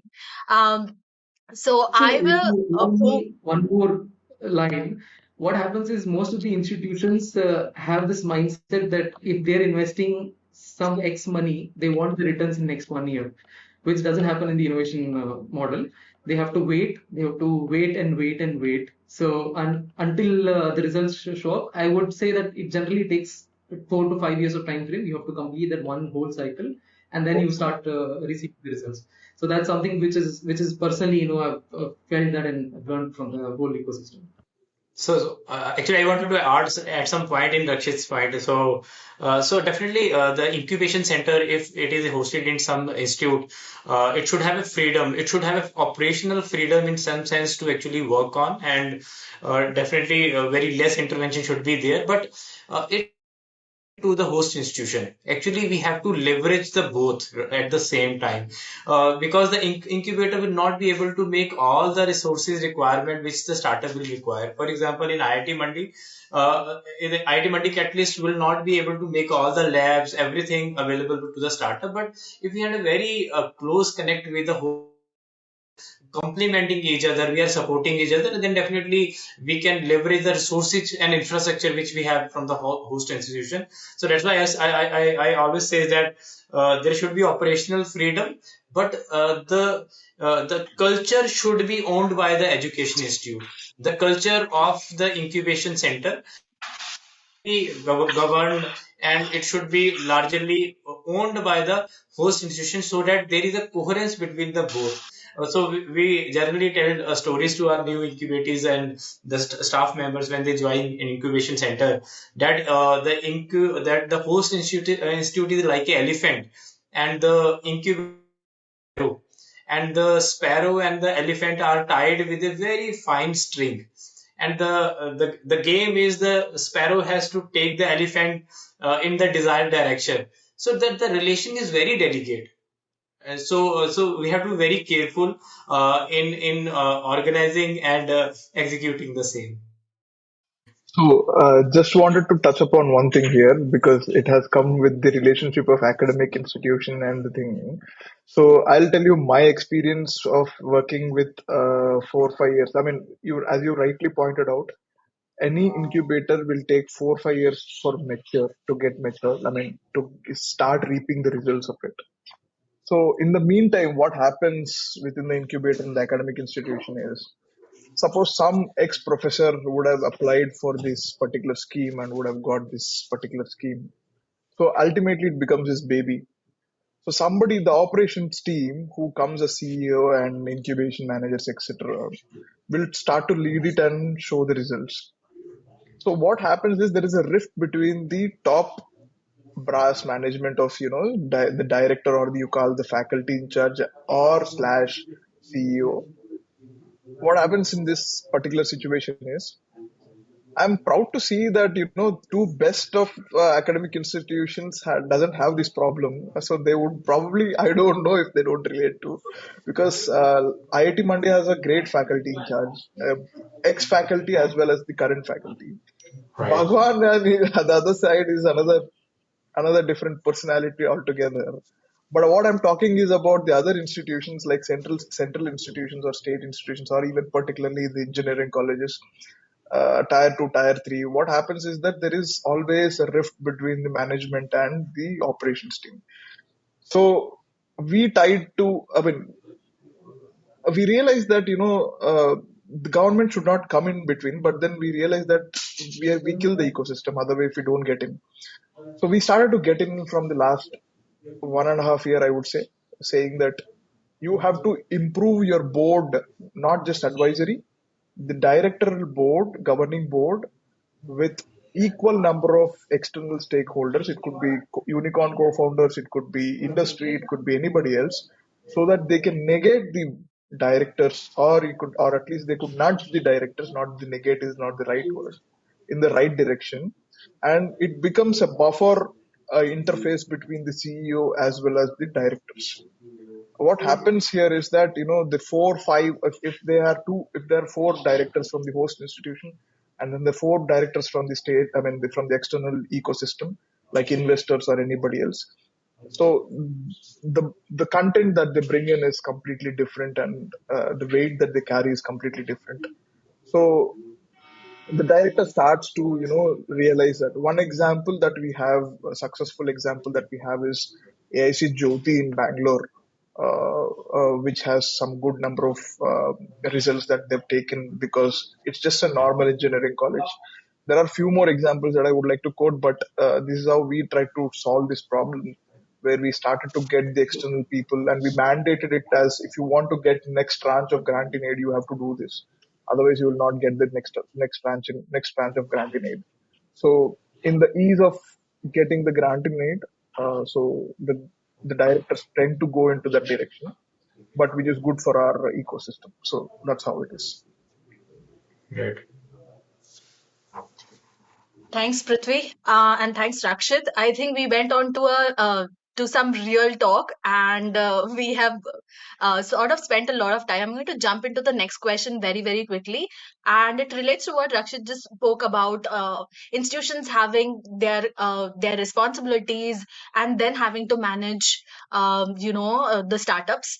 And with that comes to this conversation about self sustainability of these kind of initiatives. I mean, there is only as much grant available, or only as much funds available to provide to even institutions, and the way institutions operate, their priorities, and the way there is competition for them from other incubation centers. What is the path for self sustainability? What kind of measures, or what kind of work should they get started with on day one, so that within a foreseeable time they are not dependent on any grants or any donations, for the lack of better word, to sustain their work with the startups? Uh, I think that's a very, very touchy topic for a lot of us. I was on the other side when I was working with AIM, and Prithvi would relate to this, that it is a very, very difficult piece to deal with, because, as you said, funds are limited. And one of the things that Prithvi mentioned was, we tend to, uh, as much as I would like to put value to the services that I'm providing to any startup, it's intangible, right? And the amount was broadly quoted by Prithvi when he said that about 8 lakhs per startup is what we genuinely invest a lot in building these ventures, right? So with that, uh, also we are cognizant that there are no proven models, at least in India, where incubators have done fantastic on their balance sheets, and they've become self-sustainable, for that matter, barring maybe one or two of them. What different methods or experiments we are doing at ISB, like any other incubator for that matter, there are some tangible assets at our end. So maybe we can start with as simple as a co-working arrangement, or looking at monetizing the unused assets that are there, but they are very, very small part of the revenue itself. The larger pieces, and this is a very delicate thing, is actually, if you are adding value to the startups, are you able to take some equity, or are you able to take some program fee from them? So we are trying different models. We are introducing a program fee component. We've done several programs where we've taken a very small 2% success fee if they are able to raise investments through the initiatives that we have done. The third is we charge a very minimal. We look at taking a 1% equity for all the value that we are bringing to the startups, and we are still experimenting with all of this. Now, all of this is one part. The other larger piece has been happening in the last 5 7 years. Is one side we have the government funding, but of course we understand that is limited. Um, our professor, he's one of the tallest figures in finance, Professor Bhagwan Chaudhary. He's written a paper on investing for impact, and we are very consciously talking to a lot of heads of CSR foundations, where we are trying to, say that go beyond the CSR money that you have, also bring in the business investments, club the two so that you have a larger pie available to give to the innovators, and look at a collective return that you make out of it. So that is on the education side that we are building, and eventually we feel that a lot of this will culminate into a lot of companies putting into the innovation ecosystem itself, and a lot of that will be routed through the incubators, right? So that's what we've been doing, and genuinely we feel that it's an experimental phase for a lot of incubators. We will, we are essentially we are building our own startups this way, right? So we'll Right. figure out what is the right model, what are the right revenue strategies that work for us, and then we'll replicate and scale them. Yeah, I want to add the point in Naman's point only, because sustainability for incubators is the key challenge which I think incubators across country are now dealing with. I think of sustainability, actually we have to understand that who we are as an incubator, what we actually want to achieve, and where we are right now.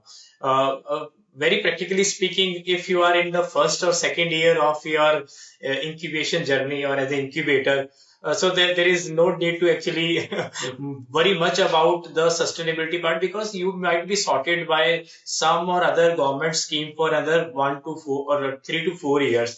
Now is the time to actually build up your processes, work on your numbers, and get and setting up the things. That is very important in the first and second year. Actually, in first and second year, on like we had seen the challenge that in first second year it's very difficult to actually get a highly motivated team in place, and a lot of people keep on moving. Then it become very difficult to actually think on the sustainability part of an incubator, because you feel that a lot of people are leaving. How I should control all this which is happening. If you are in the third or in the starting of the fourth year, in your journey as an incubator, I think it will be a time to actually worry on that, and to think on how to sustain yourself going forward. And the first and foremost thing which as an incubator you should do is to figure out what is your current burn rate, what is your current run rate, how much fund actually you need to run your operation for 1 year. You have to like figure it out at very early stage, in last of the third or in the starting of the fourth year, so that you can plan that how much fund actually you need to run your operation and you sustain yourself in when the government funding will not be there. I think another one thing which actually worked for us is it's a very again controversial thing to say, but look for as many as grants which you are able to like get from the government. For us, firstly we got TBI, Technology Business Incubator, from DST. Later on we get other schemes. Nidhi Prayas was there. Then uh, we got Startup India Seed Fund. Then state government very actively played a very critical role for us. We became a nodal agency for the state government, and we received a huge amount of support, financial support from the state government, and we had a mandate of supporting more than 20-25 startups from the state government funds. So I think you should look for more grants if you are in third and fourth year, so that you can again strengthen your processes and system which are in place. And at the same time, you should look for some investment scheme in the starting of your incubation journey. For example, if you are in first and second year, you should look for some investment scheme in which you are able to invest in some good startups, so that after 5 years, if you are invested in 40 to 50 startup, you will get some good exit from there, and you will be able to sustain yourself going forward. And at the same, because when funds are with expenditure behavior gets spoiled. You have to again very careful of the things, which are the things which I can cut down at this particular point of time, so that I can bring down my burn rate at that particular point of time. At the same time, I understand that the transition period is very difficult actually. When you have funding and when you see that thing which is coming in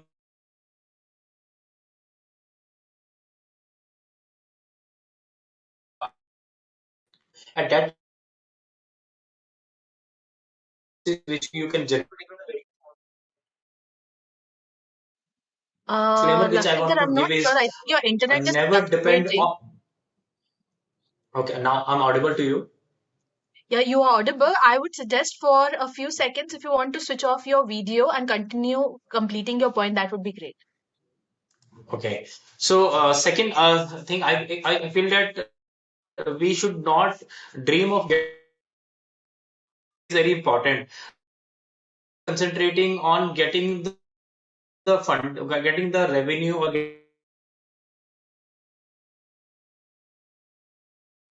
incubation. You should figure out whether we are taking incubation fee from the startup or not. If we are not taking, then I think it will be the right the fee from the incubator, and if the incubators are not able to pay fee, then definitely you have to look in that what kind of value your services are able to create for the incubators. So I think that will be the thing which need to be taken care at the same time. I believe that for us, the incubation fee had actually worked. 50% of our revenue are coming from the incubation fees, and we received a very good exit in our first 5 year only. So that was again a very plus point for us to going forward. And at the same time, we are exploring other opportunities. We received HDFC Parivartan grant. We are getting some CSR funding from various corporate houses. Again, we can also explore on like conducting events which are actually complementing to the other ecosystem enablers. And some incubator are also like exploring the consulting and like training angle of generating revenue.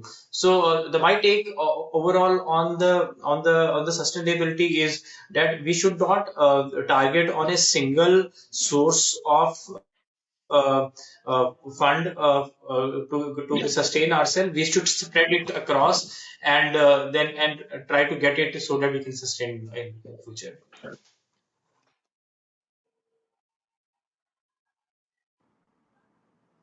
Thanks, Lakwinder. Anybody else wants to add to self-sustainability as a core area of or as a pain point for incubation centers, especially in academic institutions? Yeah, I think see, it's a big question for all the incubation centers and 900 plus incubation centers that are there because of the restructure of the incubation center itself, right? Because we are all Section 8 not-for-profit organization, and fundamentally, it's at least institutions have some funds with them. They can somehow survive. But what I've observed personally is that there are few institutions like IISc Bangalore, Trichy Trek, in Chennai, Tamil Nadu. They've been doing very well, and they're one of the oldest incubation centers as well.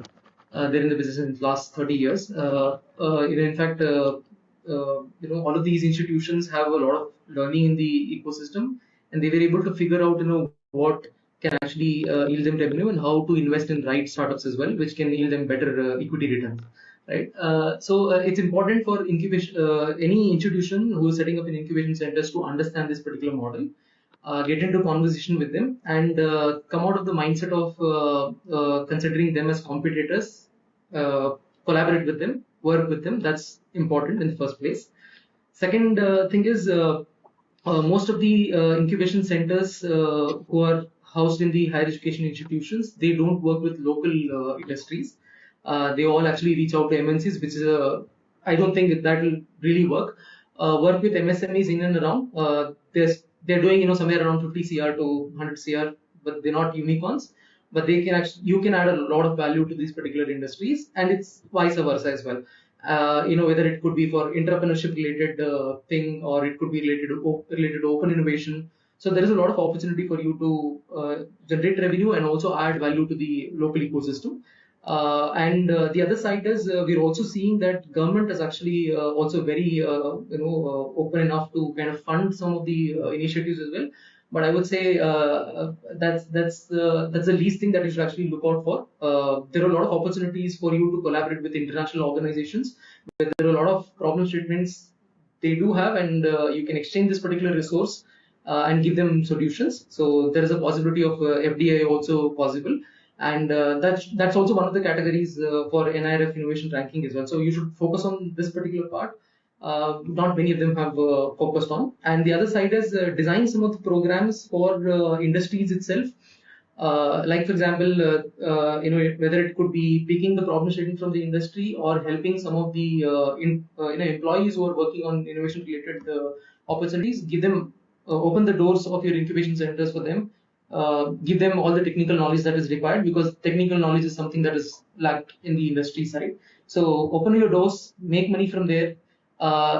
Create unique equity models. Like for example, we suggest the institutions at Deshpande Startups that 1% of the equity can go to the institution, another percent equity can go to the faculty who's spending at least 20 hours of time on the startup or student startup, and 2% equity. Of course, if you're a Section 8 company, you can have this particular 2%. Now, at least in most of the incubation models, it's 2% to 5% is something that is running around for supporting any startups. So you can see that with 4% of equity and all the stakeholders benefiting from it will eventually lead you to success. And in fact, I think at the early stage, if you're able to invest in research work which are patentable, and if you help them for commercializing it, like IIT Madras actually does it. In fact, there is a sister concern of our own called Gopal Krishna Deshpande Center, GDC, which is very popular. They're in a program called Incubate, where a faculty and a student has to come with an idea. It should be a research project, and if they come with a research project, they'll help you to commercialize this particular research work within 12 months of time frame. And these models actually really work well, because as an youngster, as a young student, you will also be owning the whole project, and there is a faculty who comes with a rich experience on the technology side will also contribute. And we've seen this model actually really doing well. And investing on those startups definitely will get a better return. And it's a very short period of time also. The exit strategy should be very simple. When are you going to exit, and what is the exit strategy for this company also should be realized for the founders as well. And incubation centers should play that particular role of telling them what to do, when to do, and things like that. And the other side is I've seen some of the incubation centers who are predominantly focusing on pro bono models. It may be relevant for some of them. It may not be relevant, but I see at least there are many individuals who have taken BRS from government institutions, worked with the army or corporate world, and now want to really contribute from their end. They're willing to do it pro bono, and look out for these resources where you can cut down your cost and optimize the whole expenses. As I said earlier, these are all Section 8 companies. You don't have to look out for making profits out of it. Ultimately, you're going to put all of this money back into the whole system. Maybe use this particular money for investing back in the startups itself at the early stage. That's something that as Deshpande Startups, so it's a big question for us to survive ourselves, being a private organization. Though we rely earlier on CSR funds and donation from our own founders, but now we are predominantly focusing on sustaining ourselves. But again, we're not looking at making somewhere around 50 crores, searching for another 10 years and things like that. So we will see that it's an evolving ecosystem. It will be very dynamic. It may work for 6 months. It may change after a year. So you'll have to keep your eyes open, ears open, so that you pick up things, reiterate yourself, start implementing things that work for you, and don't need to look out for at least if you have a runway for next 2 years, great. Look out for multiple models and then again start implementing. And you should relook at your visions also. I think it has happened. Most of the incubations earlier, they were all focused on sector agnostic related approach, but now they are very specific sectors. And eventually, what happens tomorrow, we never know. So at least if you have 2 years of runway, that's more than sufficient. And that's the thing. And I would say CSR has worked out for you, but look out for alumni network. Who need not actually give you money directly to the incubation centers, but invest in some of your startups. That's the biggest strength, and in fact, it's a big validation for alumni as well. They'll feel proud that they've invested in one of the startups, and it's for a good cause, and they will also have something to talk about, right? Yeah. So can I add a bit of a couple of minutes if you have some time? Yeah, okay. So I'll give you a perspective that the developed countries, the way that their incubation models sustainability, because uh, if you look at the West or even Europe, the entire West, right? So when you incubate or accelerate a startup, besides taking a revenue, right, when they become big, or let's just raise Series C, Series D, and they become big, right, the founders try to contribute to the incubator ecosystem. That's kind of like a very practice that even we did as well. So even when you get it acquired, uh, cut to if you come to the Indian ecosystem, it is quite a nascent one. If you look at Sign, IIT Bombay, or CIIE, they are the only, I would say, maybe Trek also. I don't know about it because although we funded Trek, they're still government funded by other means. I feel that CII has come out of it and Sign has come out of it in some way or the other because of philanthropic capital besides CSR. Because Nandan Nilekani ji will put in 500 crores in IIT Bombay, or CII have Bharat Innovation Fund.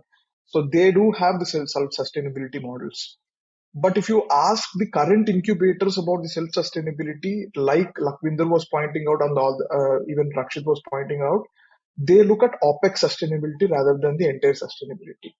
The OPEX sustainability for 2 years, like Rakshit and Naman was saying, is good enough, and mostly that comes up from the revenue streams that all the other peers have spoken about. If you look at T-Hub, the 20% of their revenue comes from the corporate programs, and that's what even Rakshit was trying to point it out. And the alum network that even he was talking, I think ISB also leverages, and even IIT Mandi has that very strong alum network which they leverage upon. And one interesting thing Rakshit was pointing out was MSMEs, which is, let's say, something around 10 to 100 crores, guys. Few incubators I've realized it's a very unique model. We also try to highlight wherever we go. Even in last year World Economic Forum, we have highlighted this model through the Startup India. There was an incubator in Andhra Pradesh which works with the local MSMEs, and they generate a revenue of 60 to 70 lakhs per year. Can you believe it? I mean, 60 to 70 lakhs in a tier 2, tier 3 city. And then uh, coming from the MSMEs, that's a lot of money. And if you look at the industrial clusters that are available, mostly incubators are around these clusters. You take Pune cluster, Mumbai cluster, or Hubli Dharwad, or mostly of these kind of stuff. So I think MSMEs are the ones that we require. I think we should focus a lot more than that. The reason being that we always say that MSMEs are our backbone of the country, and there is no innovation is happening in that MSMEs. And that is I mean, of course, the MSME founders are also little conservative in approach, but the way that we pitch our value proposition is the key there to come out of it, and the innovative solutions come out. Because recently I went to Ludhiana a couple of months ago, probably, and many of us know that Ludhiana was flourishing city, and now it is kind of dying because of various other reasons. And they started to realize that to get out of it, how do we have to get out of it? And apparently, Munjal, being the bigger boy, blue-eyed ball of Ludhiana, started to involve very much in, and they're trying to open an innovation center there to help these MSMEs, and their focus is only on MSMEs. So that's how things are coming up, and I think we should just the way that we are highlighting academic institutions in this current concept, current WebEx. I would call MSMEs also a high priority topic, because only when we revitalize them and reinvigorate them, right, our economic growth will be on back. Besides having pipeline of academic institutions and talent that we are trying to get it. I would like to close here.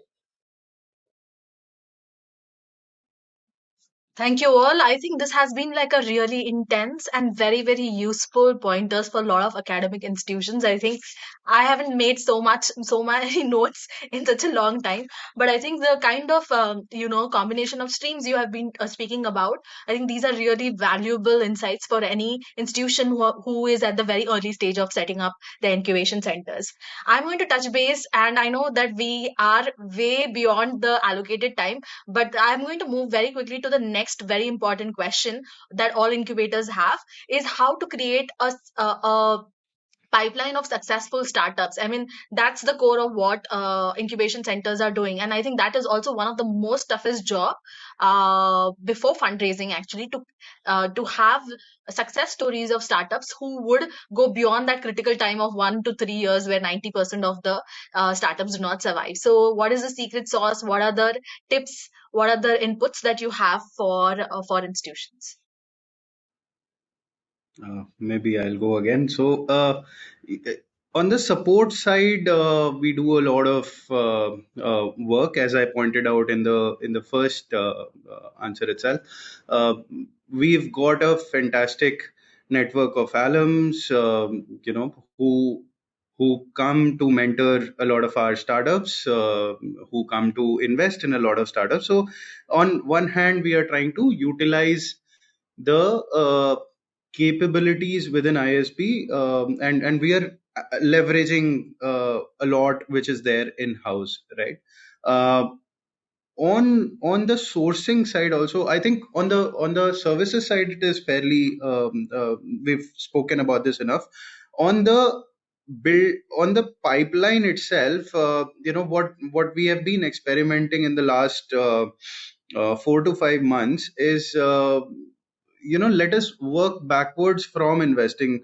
So why don't I involve investors, or why don't I involve, let's say, my institutional partners or even my mentors right from the beginning itself. So when I announce a cohort, when I open the applications, the beyond the first level of screening, we are, and by the way, we are extremely conscious of the quality of people we bring on board, in terms of the startups who we end up supporting in every cohort. So 2 3 things that we do, which I have seen are different from the other incubators. One, we involve investors right from the selection itself.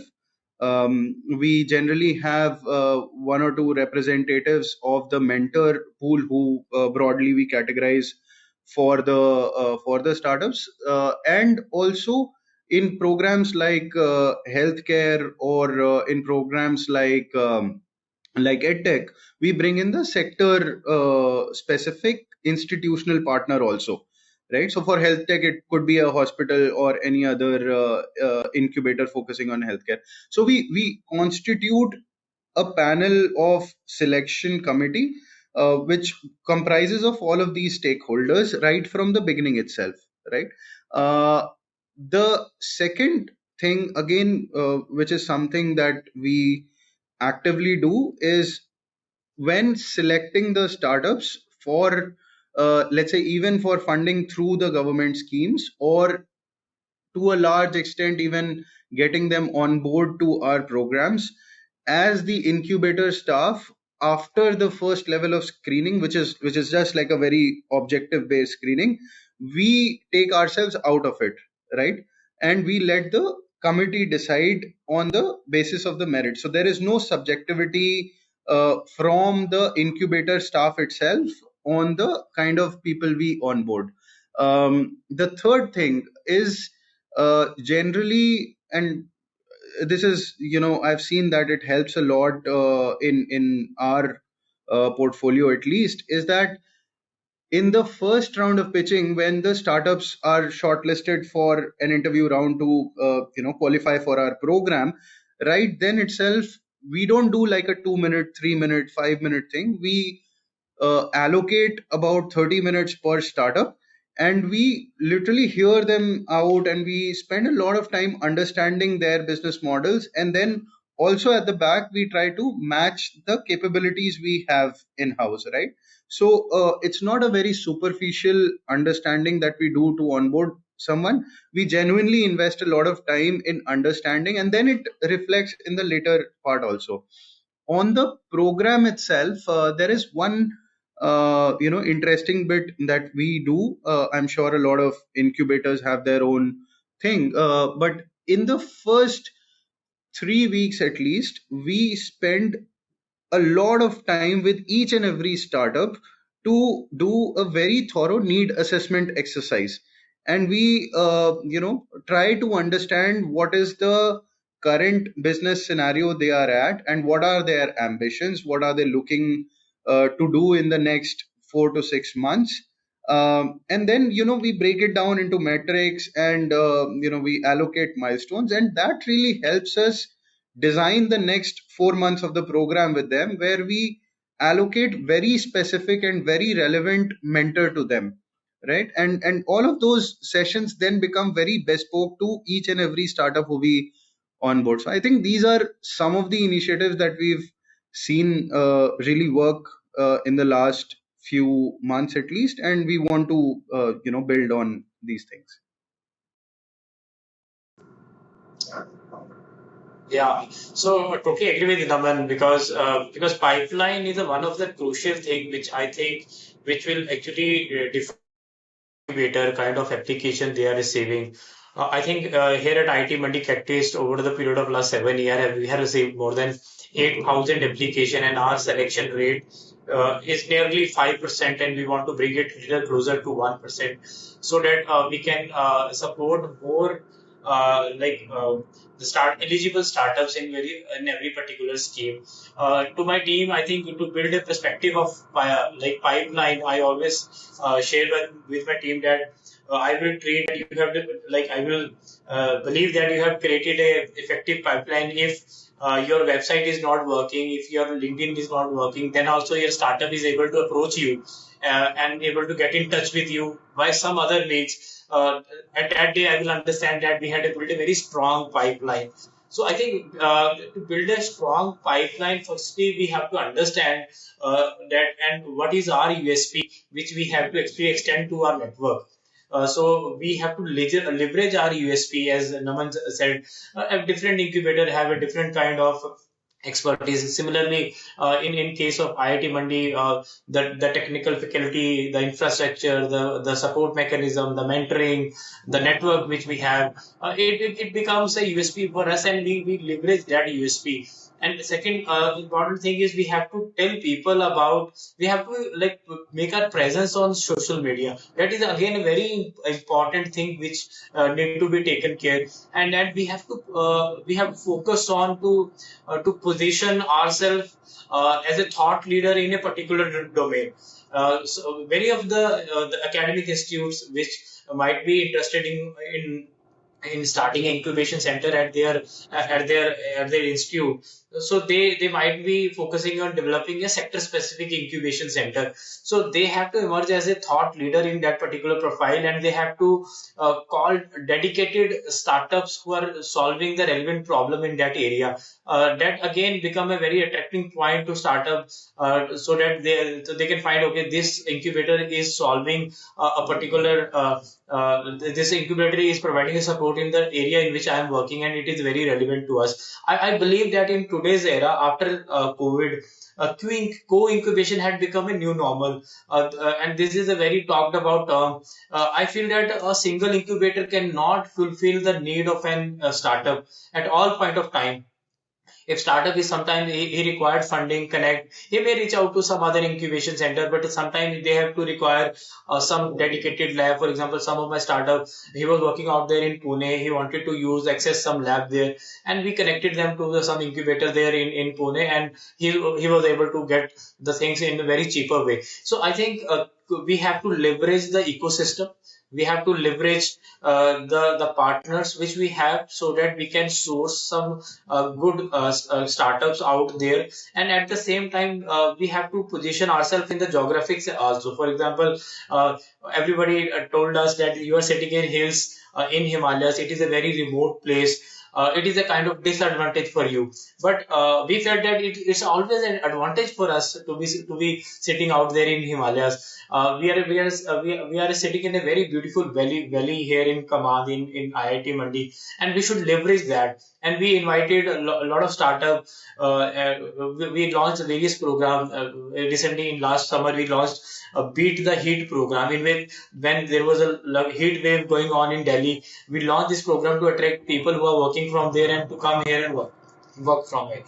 No doubt, it created a pipeline for us. At the same time, it created a revenue line for us on the same time. So I think this is the important thing before before reaching out to the startup. We have to understand who we are, and if we know ourselves, then only we will able to convince people who actually wanted to apply to our program. If I personally talk about my experience with the incubation center here, I think we had been dependent on all the social media, emailers, then on building partnerships, then industry partners. Emails were the things which were actually worked for us. Especially we after doing every outreach, we actually examined from where we are getting more application. We found that almost 15 to 20% of our applications, majorly which we were getting, were from the email. Every incubation center should also find out the channel which is working from them for them. At the same time, in the next go, they should focus more on that so that they can get more application and build a strong pipeline for that. At the same time, we had been doing some small programs with various educational institutes here in Himachal to spread a word about, to create a awareness, and to create a pipeline of the entrepreneurs from these institutions. We totally align that. We totally understand that to do a startup in this year or during their college, but definitely if these people are made aware about the things, definitely they will reach out to us to build something after some time. Yeah.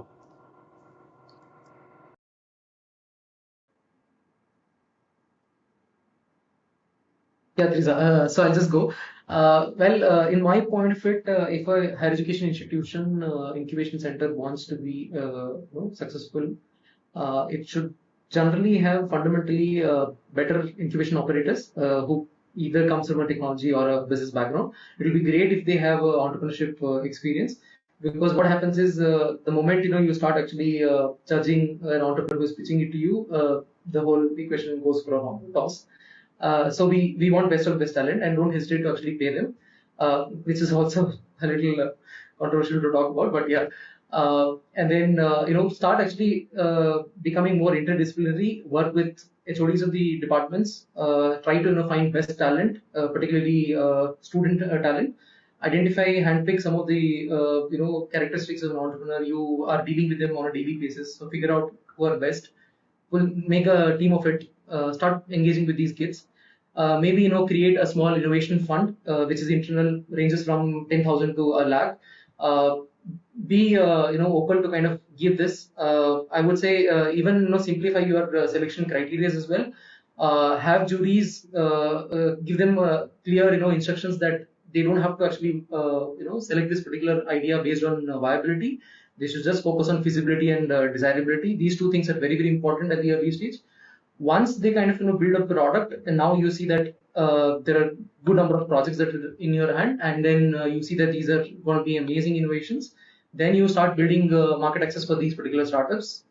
Provide diversity and inclusion, very, very important. Not many of the tier 1 or metro incubation centers also have focused on this. And once you have all of this, then you focus on actually providing scalability with better visibility and exposure for the existing startups that are doing well. So then the whole, I think the picture would actually make a better sense. Yeah, quick thoughts on Mike. So I wanted to one more point in that briefly before you. So I think work for us was plotting the problem statement from the various government departments. So we always focus on doing a dedicated outreach in which we source problem statement from the various government department of the Himachal Pradesh and dedicatedly look for startups who are solving that particular problem statement. This initiative actually provided a direct connect to a startup to the government department so that they can get a pilot opportunity. So I think we should leverage all these resources and connects to build a strong pipeline for the incubation sector. Yeah.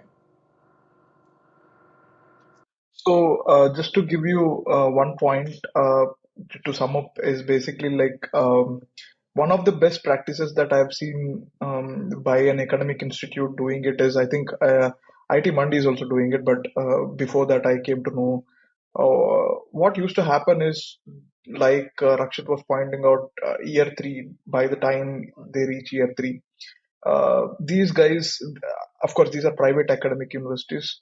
They started to create an entrepreneurship elective kind of a thing where it is not a theory, rather than it is more of design thinking, product development, and working with the current incubators as a you call it them as intern or anything else, and then that creates that kind of sense in the innovative mindset for them to see that there is a scope for entrepreneurship.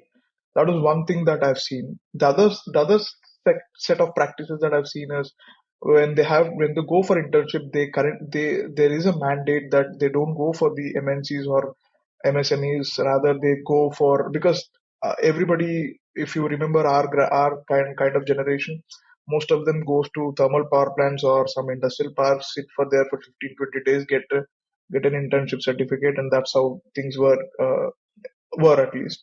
But fortunately, these academic institutes are mandating that they should select a startup uh, within the current incubators. Let's say if, at any point of time an incubator has 10 to 15 startups, so 2 or 3 students are posted with the current startups or in the nearby incubators uh, to go and pursue uh, what the startup founders are doing, follow them, shadow them, and try to see what kind of products that they're building, what kind of solutions that they're catering, business development, etc. So these are the things that creates the real-time work, and then it instigates that kind of sense of entrepreneurship within you. So that's how things have been moving up, but this is at a very fractional level. I mean, this has to come up at a mass level.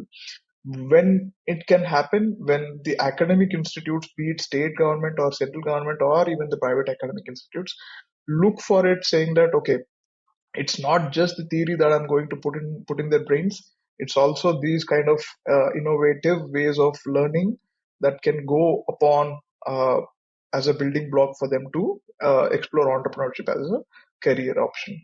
So that's how I have been seeing it. But this is the way that of all the other ways, this is also one of a few ways that I've seen of building a pipeline. I also quoted an example of how Karnataka College has been working with 150 colleges, etc.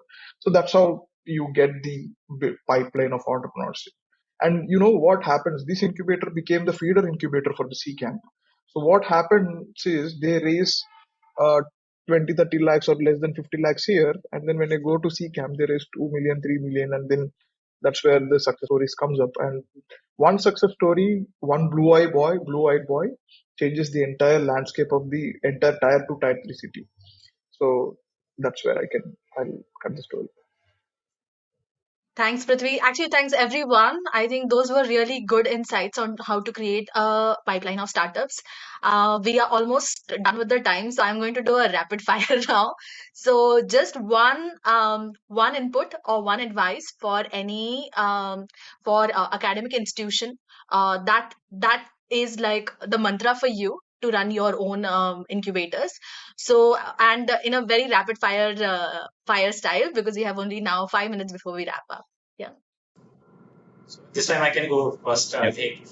So, frankly, Teresa, it's very difficult actually to give advice to academic institution. Very, very difficult. I think Prithvi will be able to understand. Other my peers will also be able to understand. It's very difficult because is you want to give advice, and the second is you have to figure out who is listening to my advice. So that is another part.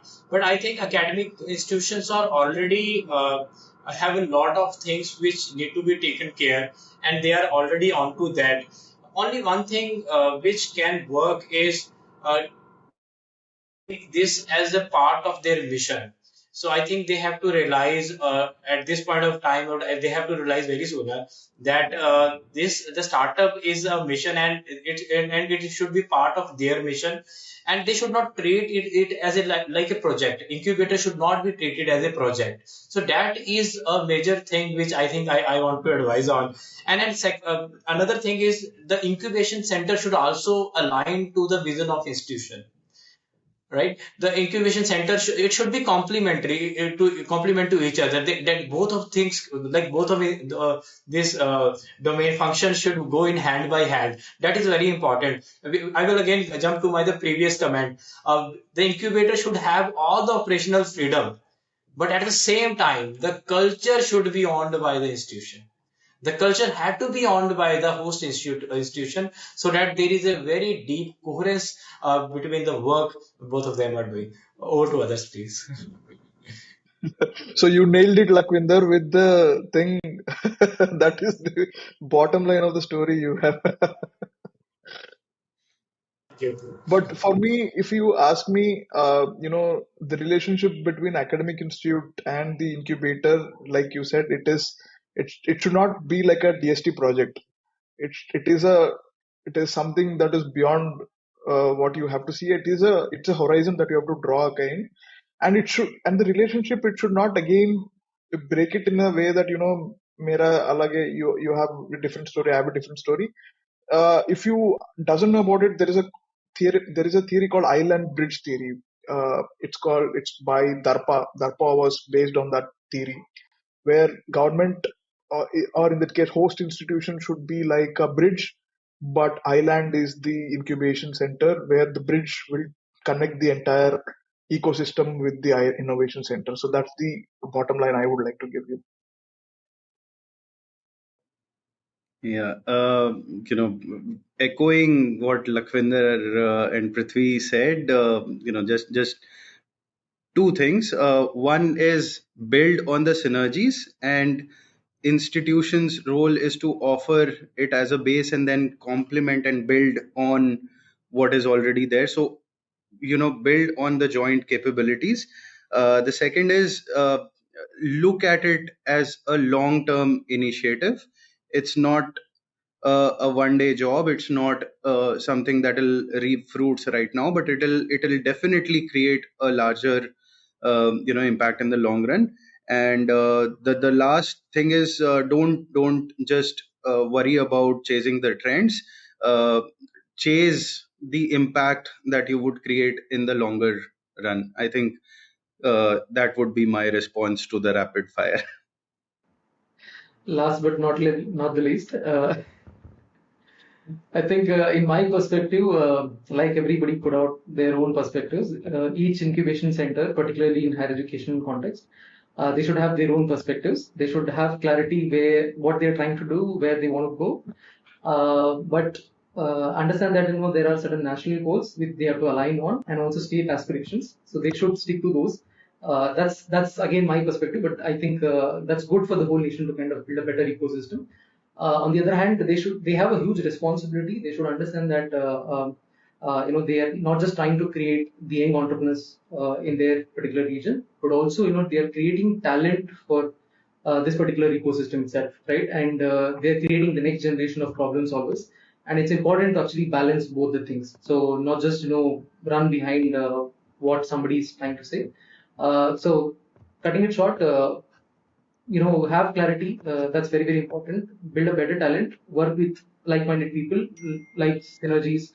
Don't consider competitors. Work as a collaborator. Like we're all coming together on a single platform, trying to exchange our thoughts. Of course, there are multiple observations, but you have to take something what is relevant to you, not just cut paste, but customize it as per your requirement. Yeah. Thank you. Thank you so much, everyone. I think I started out talking to Prithvi and saying that we want to have real conversation, but boy, you guys dropped some real truth bombs over here.